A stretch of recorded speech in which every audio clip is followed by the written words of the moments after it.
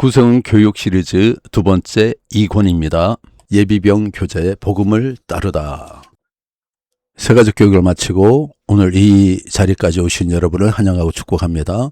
오늘 이 과정은 기초과정을 넘어서는 두 번째 단계입니다. 목록입니다. 1과 왜 성경인가, 2과 왜 창조하셨는가, 3과 왜 타락했는가, 4과 왜 예수님인가, 5가 왜 십자가인가, 6가 왜 부활인가, 7과 왜 성령의 인도함을 받는 삶인가, 8가 왜 예비병인가. 프로그로 나의 예비병 여정과 예비병 서약을 위한 신앙점검 체크리스트 구세군 예비병 서약서가 있습니다. 첫 번째 시간입니다. 왜 성경인가? 또 어려서부터 성경을 알았나니 성경은 능히 너로 하여금 그리스도 예수 안에 있는 믿음으로 말미암아 구원에 이르는 지혜가 있게 하느니라. 디모데후서 3장 15절 말씀. 코리텐 붐 여사 이야기입니다. 주는 나의 피난처 중에서 나온 내용인데요. 제2차 세계대전 동안 나치에 의해 온 가족이 체포되어 수용소에 있었을 때 날이 갈수록 이해할 수 없는 일들이 늘어났고 감당하기 어려운 순간이 많았다. 매주 금요일에 치르는 건강검사는 특히 굴욕적이었다. 난방도 되지 않는 병원 복도에서 52의 나이에 굶주림으로 불룩해진 배를 드러낸 채 간수들 앞에 지나가야 했기 때문이다. 그 모순적인 상황이 너무 괴로웠던 어느 금요일, 성경 한 구절이 깊이 다가왔다. 예수님께서도 십자가 앞에서 발가벗겨지셨다는 사실이었다. 나는 언니 배치 등 뒤에 고개를 묻은 채 이 이야기를 들려주었고 언니는 감탄하듯 말했다. 오 코리아, 그분은 이것까지도 겪으셨구나. 삶은 점점 끔찍해졌지만 성경은 오히려 더 생생하게 다가왔다. 나는 예수님께서 잡히시던 장면을 셀 수 없이 읽었다. 군인들이 그분을 때리고 조롱하고 채찍질하던 장면을 되풀이해 읽을 때마다 마음은 더 깊이 깨어졌다. 밤이 되면 우리는 벼룩이 들끓는 막사에서 방 안의 모든 여성들과 성경 말씀을 나누었다. 모든 것을 잃은 그들은 말씀 앞에 촛불처럼 모여들었고 그 안에서 하나님 나라의 소망을 발견했다. 가난과 증오, 배고픔 속에서도 우리는 그리스도의 사랑으로 이미 승리자였다. 나중에서야 알게 된 사실이 하나 있다. 우리가 밤마다 단속 없이 마음껏 성경을 가르칠 수 있었던 이유는 다름 아닌 벼룩 때문이었다. 감독관들이 벼룩을 피하려고 우리 방에 들어오지 않았던 것이다. 코리덴 붐 여사 이야기는 극한의 상황에서도 성경이 그들에게 어떤 의미였는지를 잘 설명해주고 있습니다. 만약 성경이 없었다면 그녀들은 최악의 상황을 견디지 못했을 것입니다. 왜 성경인가?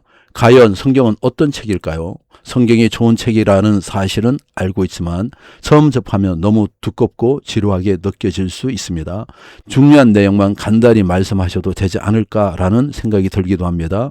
그런데 하나님은 왜 이렇게 많은 이야기와 긴 기록을 통해 우리에게 말씀하셔야만 했을까요?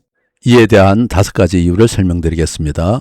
첫 번째, 성경은 하나님의 말씀이기 때문입니다. 우리는 무엇을 통해 우리와 교제하기 원하시는 하나님과 대화할 수 있을까요? 사랑하는 사람이 생기면 그 사람과 눈을 마주치고 싶고 손을 잡고 싶고 끊임없이 대화하고 싶어집니다. 그런데 온 우주의 창조주이시며 역사의 통치자이신 하나님께서 우리와 대화하기 위해 먼저 손을 내미셨습니다.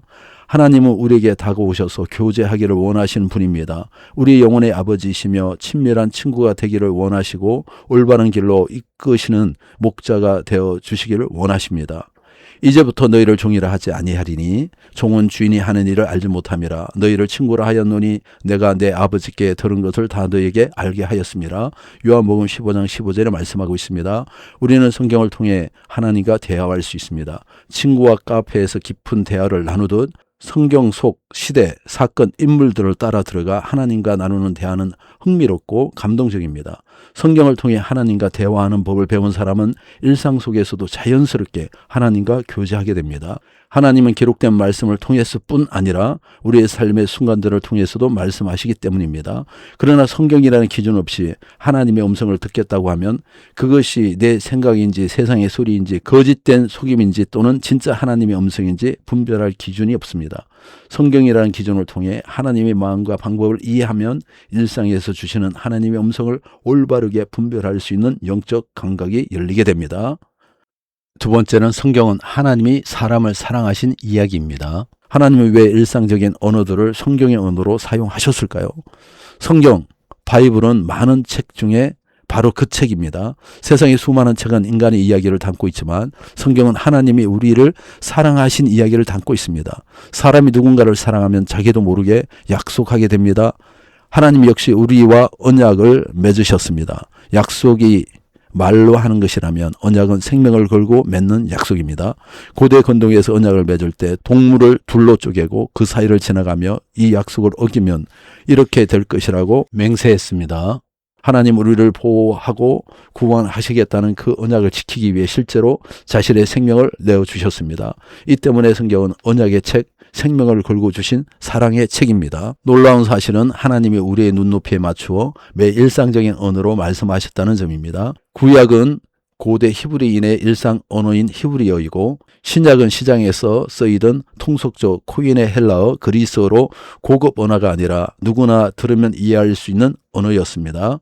남녀노소, 배운 자나 못 배운 자 모두가 말씀을 들을 수 있도록 하시기 위함이었습니다. 그러나 사람들은 인간 언어의 표현상의 차이를 문제 삼아 성경의 신성을 공격하기도 합니다. 그러나 이는 마치 2000년 전 하나님의 아들이 인간의 몸을 입고 오셨을 때 그분을 알아보지 못하고 십자가에 못 박았던 사람들의 모습과도 같습니다. 인간 언어의 한계에도 불구하고 성경을 통해 전해지는 하나님의 사랑과 구원의 메시지는 완전합니다. 성경은 수많은 사망자와 순교자를 거쳐 오늘 우리의 손에 들어온 보물입니다. 세 번째, 성경은 구원 이야기를 담은 진리의 완전체입니다. 구약과 신약은 각각 어떤 하나님의 성품과 계획을 보여주나요? 때로는 사람들은 구약의 하나님은 무섭고 신약의 예수님은 부드럽다고 오해합니다. 그러나 성경 전체는 처음부터 끝까지 한 분 하나님, 사랑과 공의를 지니신 하나님을 증언합니다. 구약의 하나님은 이스라엘의 우상 숭배와 불순종에도 불구하고 1000년 넘게 기다리신 인내 하나님이시며 왕정시대 820년 동안 그들이 돌아오기를 끊임없이 기다리신 은혜의 하나님이십니다. 신약의 예수님은 병자와 가난한 자, 소외된 자를 치유하시고 먹이신 사랑의 주님이시지만 위선적 종교 지도자들에게는 단호하셨고 성전을 더럽힌 자들에게는 정의로 심판하신 공의의 주님을 보여줍니다. 무엇보다도 예수님은 인류 최후의 날 모든 사람을 심판하실 심판주이십니다. 구약은 오실 메시아를 예표하는 인물과 사건을 보여주고 신약은 이미 오신 메시아 예수님과 다시 오실 예수님을 증언합니다. 또 성경의 구조는 하나님의 구원 역사를 시간 전체로 아우르는 완전체입니다. 구약은 39권 히브리어로 기록되어 있습니다. 율법서, 역사서, 시가서, 예언서. 신약은 27권으로 헬라어로 기록되어 있습니다. 복음서, 사도행전, 서신서, 요한계시록. 성경 전체는 하나님의 구원 계획, 과거와 현재, 미래를 모두 담고 있는 진리의 책입니다. 구약의 예언자들은 메시아와 새 언약을 예언했습니다. 율법은 행위로 지켜야 했지만 인간에게는 그 능력이 없기에 하나님은 예수 그리스도 안에서 은혜로 구원을 이루셨습니다. 성경은 과거, 율법, 역사, 현재, 성령과 교회, 미래, 새하늘과 새 땅에 이르는 구원의 역사를 모두 아우르는 책입니다. 네 번째, 성경은 삶과 신앙의 절대 기준입니다. 우리의 신앙과 삶을 바로 세우는 기준은 왜 반드시 성경이어야 할까요? 오직 성경으로는 종교 개혁자들의 신학적 핵심이었습니다. 뉴턴은 성경이 없는 교황보다 성경으로 무장된 한 평신도가 더 강하다라고 말했습니다. 교회의 전통이나 지도자들의 해석이 아무리 중요해도 그 모든 것은 성경에서 나왔고 성경에 의해 검증되어야 합니다. 그렇게 성경은 신앙과 삶의 유일하고 절대적인 기준입니다. 사도 바울은 성경이 교훈과 책망, 바르게 함, 의로 교육하기에 유익하다고 말했습니다. 모든 성경은 하나님의 감동으로 된 것으로 교훈과 책망과 바르게 함과 의로 교육하기에 유익하니 디모데후서 3장 16절. 성경은 하나님의 감동으로 기록되었습니다. 하나님께서는 성경을 기록하실 때 저자들에게 직접 말씀하신 것이 아니라 그들의 개성과 특징을 활용하여 기록하게 하셨습니다. 하나님의 자녀는 성경을 통해 하나님의 뜻을 깨닫고 그 뜻을 실천할 능력을 얻게 됩니다. 성경은 우리의 영혼을 온전히 세우는 가장 근본적이며 필수적인 양식입니다. 다섯 번째, 성경은 복에 이르는 지름길입니다. 성경이 주는 최고의 유익은 무엇인가요? 성경은 하나님 우리에게 주시고자 하는 복으로 나아가는 지름길입니다. 하나님은 우리에게 좋은 것을 주시기를 원하시고 우리가 평안을 누리기를 원하십니다. 그러므로 말씀을 읽고 지키는 사람에게 하나님은 평강과 복과 생명을 주십니다. 내가 내 하나님 여호와의 말씀을 삼가 듣고 내가 오늘 내게 명령하는 그 모든 명령을 지켜 행하면 내 하나님 여호와께서 너를 세계 모든 민족 위에 뛰어나게 하실 것이라. 신명기 28장 1절 말씀입니다. 경기장의 규칙을 지키는 선수가 경기를 마음껏 즐길 수 있는 것처럼 성경 말씀은 우리의 인생이 복을 누리도록 하나님께서 세워주신 선하고 의로운 규칙입니다. 어떤 이들은 처세술, 도덕, 역사, 경영 원리를 얻기 위해 성경을 읽기도 합니다. 성경이 이와 같은 다양한 유익을 주는 것은 사실입니다. 그러나 성경이 주는 최고의 유익은 단 하나, 영원한 생명 곧 구원의 복입니다. 묵상하기. 성경은 하나님의 말씀입니다. 성경은 하나님의 사랑 이야기를 담고 있습니다. 성경은 하나님의 구속사를 온전히 보여주는 진리의 완성입니다. 성경은 삶과 신앙의 절대 기준입니다. 성경은 참된 복으로 이끄는 길입니다.